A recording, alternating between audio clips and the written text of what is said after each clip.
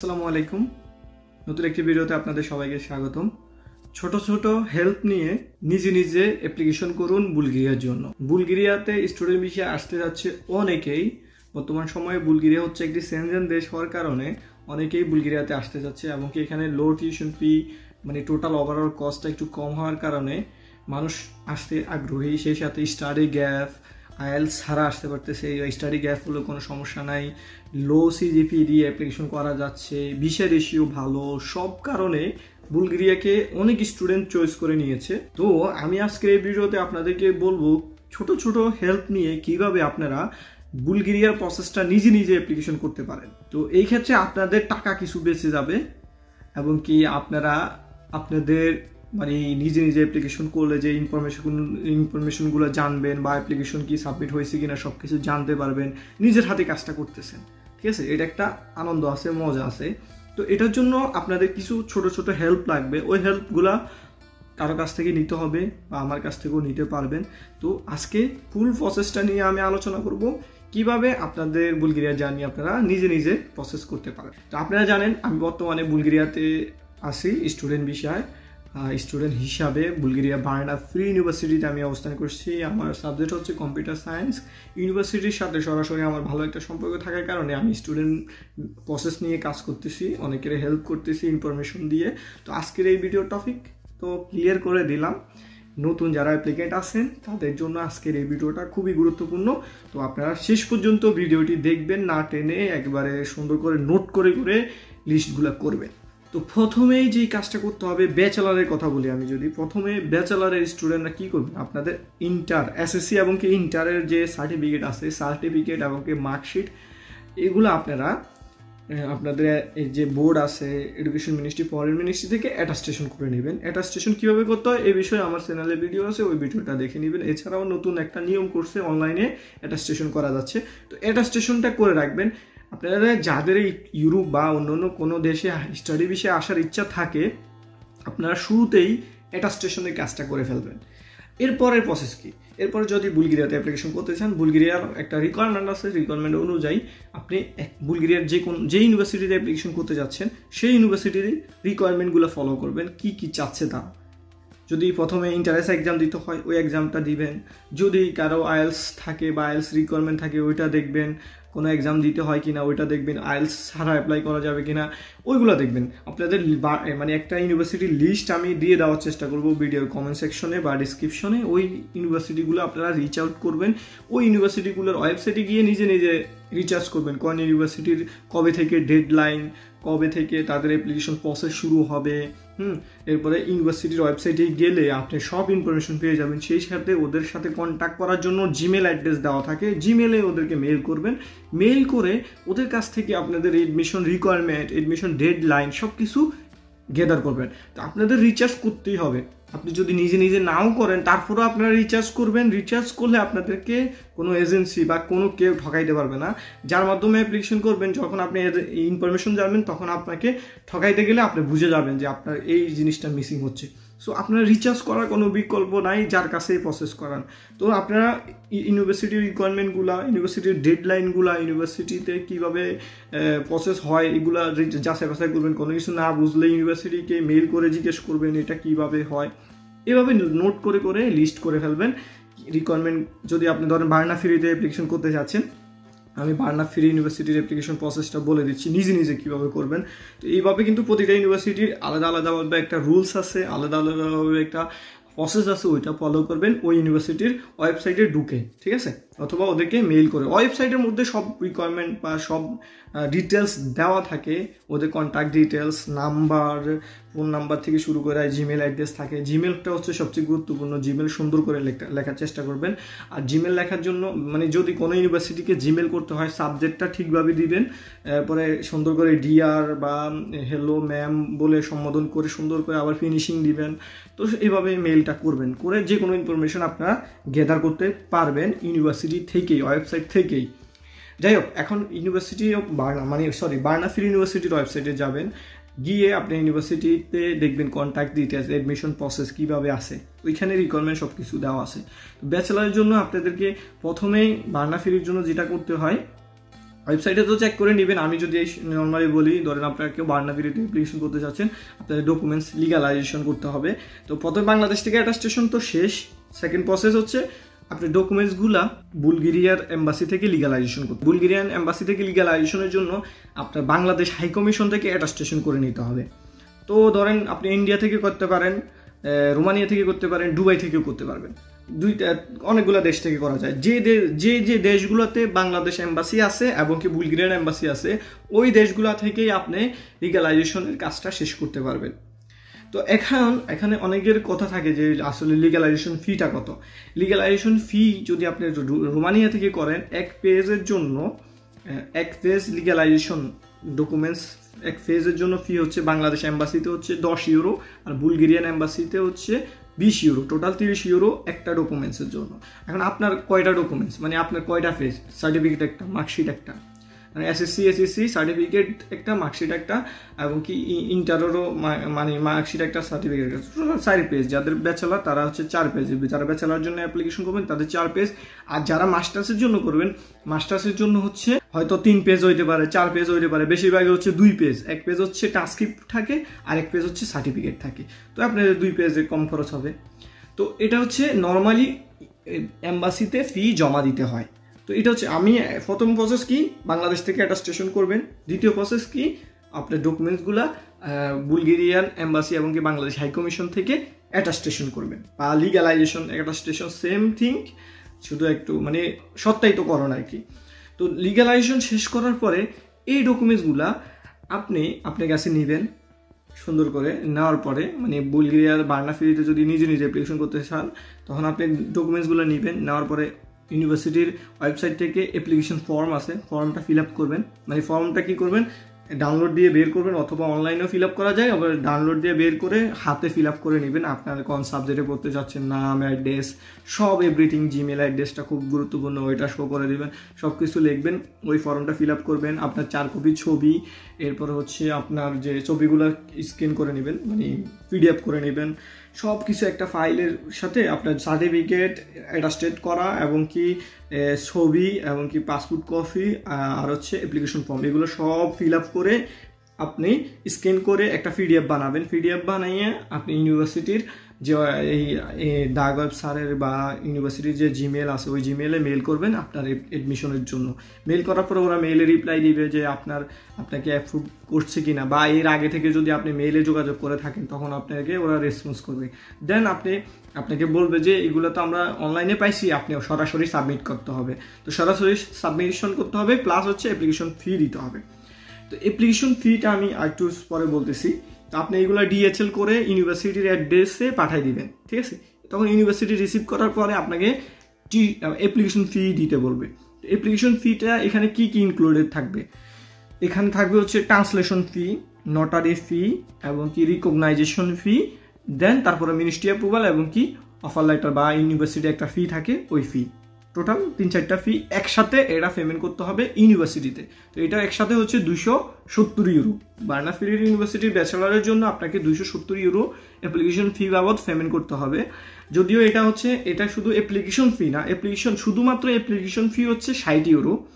আর হচ্ছে আপনার recognition, translation, notary সব কিছু মিলে বাকি ইউরোগুলো আর কি, বাকি 220 ইউরো হচ্ছে 210 ইউরো হচ্ছে অন্য খরচ, ঠিক আছে?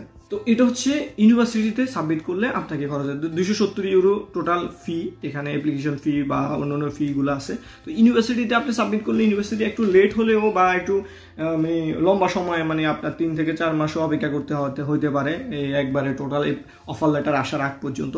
তো এই সময়টা আপনাকে অপেক্ষা করতে হবে অ্যাপ্লিকেশন ফি পেমেন্ট করার পরে।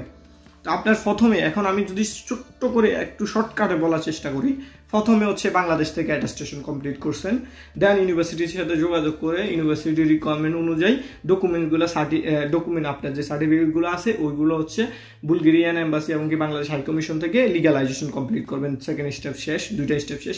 দেন থার্ড স্টেপ হচ্ছে আপনি অ্যাপ্লিকেশন ফর্ম ফিল আপ করে ছবি, পাসপোর্ট কপি ও আদার্স সব কিছু PDF করে ইউনিভার্সিটিতে সেন্ড করবেন। দেন ইউনিভার্সিটি আপনার কাছে জানতে চাইবে, ফিজিক্যালি সেন্ড করতে বলবে, DHL করে পাঠিয়ে দিবেন 3 নাম্বার স্টেপ।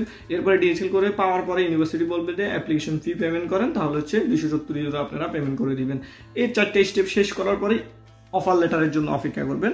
দেন অফার লেটার আসলে আপনাকে ইউনিভার্সিটি অফার লেটার দিয়ে দিবে। দেন আপনি ইউনিভার্সিটিতে টিউশন ফি পেমেন্ট করবেন। বাংলাদেশ থেকে এখন ইজিলি আপনার স্টুডেন্ট ফাইল ওপেন করে আপনি অ্যাপ্লিকেশন করতে পারতেছেন। এটা হচ্ছে একেবারে ইজি প্রসেস। এখন আপনার অফার লেটার এবং কি যে রিফান্ড পলিসি যা কিছু আছে সব কিছু থাকলে আপনি ইজিলি বাংলাদেশ থেকে টিউশন ফি পেমেন্ট করতে পারতেছেন।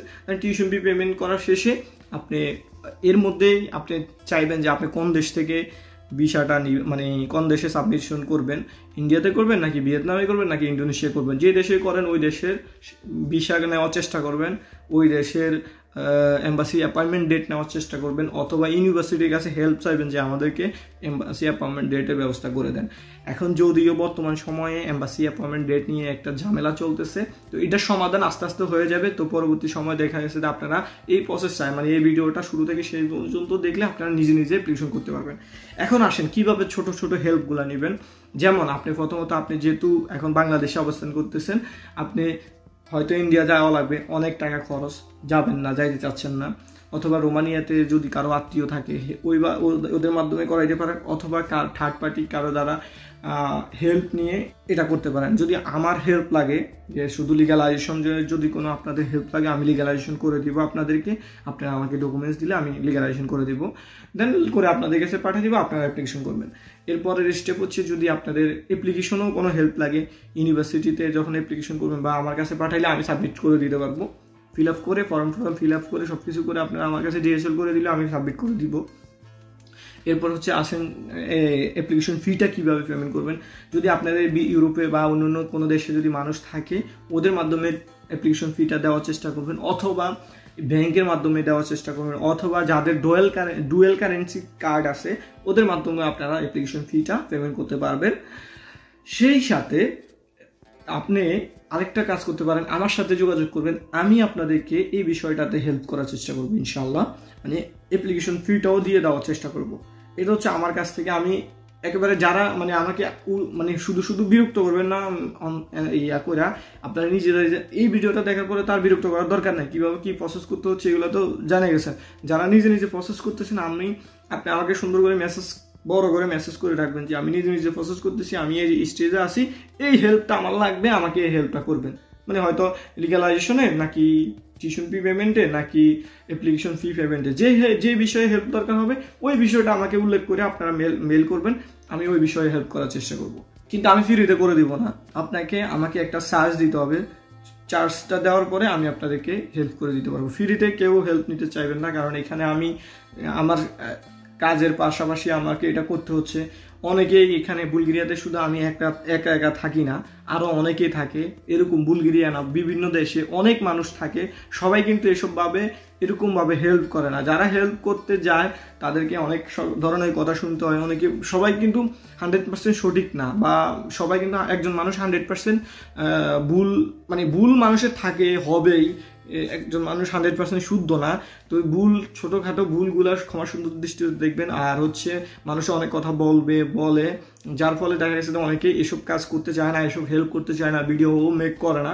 তো আমি হয়তো আমার হেল্প করার ইচ্ছা থেকে আমি যারা আমার প্রথম থেকে ভিডিও দেখেন তারা জানেন যে আমি শুরু থেকে হেল্প করার চেষ্টা করতেছি। দেন দেখা গেছে যে এজেন্সি যেভাবে মানুষকে ঘুরায়, বা বিভিন্ন এজেন্সি, আমি সব এজেন্সির কথা বলছি না, অনেক এজেন্সি ভালোভাবে কাজ করে, যে এজেন্সি কিছু করে দিতে অনেক টাকা চার্জ করে, প্লাস হচ্ছে অনেক সময় লাগায়। আবার অনেকে আছে ফাইল নিয়ে রেখে দিচ্ছে কিন্তু প্রসেস করতেছে না।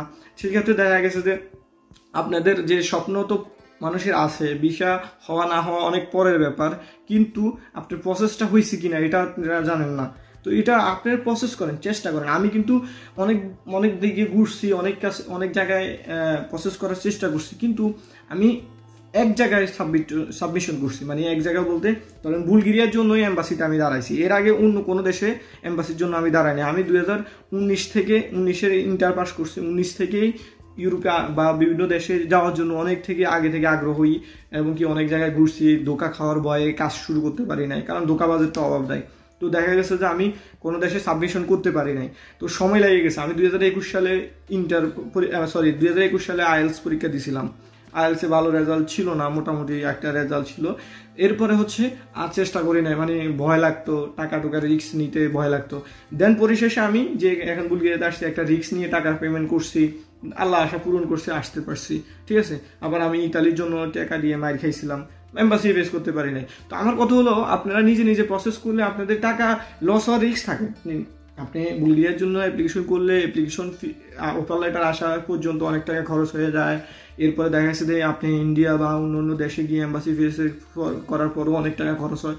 আপনার যদি ভিসা না হয় বুলগেরিয়ার, আপনার 1 থেকে 1.5 লাখ টাকা কিন্তু নষ্ট হবেই। আর ভিসা হলে কম টাকার ভিতরে চলে আসতে পারতেছেন। সো এই জিনিসগুলো স্যাক্রিফাইস করে আপনাকে আগাইতে হবে, রিস্ক নিতে হবে। অনেকে রিস্ক নিতে চায় না, যে এজেন্সির উপরে ডিপেন্ডেন্ট হয়ে যায়। এজেন্সি বলতেছে ভিসা না হলে কোনো টাকা নাই, ভিসার পরে সব টাকা, এত টাকা কন্ট্যাক্ট, ভিসা হলে এত টাকা, ভিসা না হলে এত টাকা, মানে এইভাবে কন্ট্যাক্ট করেন। তো দেখা গেছে যে ভিসার আগে আপনাদের থেকে যে টাকা নেয়, এই টাকা নিয়ে ওদের ঠিক মতো কাজ করে না, এখন এরপরে আছে ঘুরায়। তো লাভ কি হইলো? আপনি রিস্ক নিতে শিখেন, নিজে নিজে অ্যাপ্লিকেশন প্রসেস শুরু করেন। এছাড়াও বুলগেরিয়ার ব্যাপারে যত রকম হেল্প আছে আমার কাছ থেকে নিতে পারবেন, আমি হেল্প করার চেষ্টা করব। আর আমার কাছে যদি আপনারা যে কোনো প্রকার হেল্প নিতে চান, আমি আপনাদেরকে একেবারে মানে সুন্দরভাবে হেল্পগুলো করে দিব প্রমাণ সহ। আমার কাছে আপনারা সম্পূর্ণ রিস্ক মুক্ত থাকবেন। ভিসার গ্যারান্টি আমি দিতে পারবো না, ভিসার গ্যারান্টি আপনারা নিজেরাই যাচাই বাছাই করবেন যে বুলগেরিয়া কত মানুষকে ভিসা দিচ্ছে, কতজন এম্বাসি ফেস করতে পারতেছে। তো এম্বাসির সমস্যাগুলো তো আছেই, এগুলো রিচার্জ করবেন।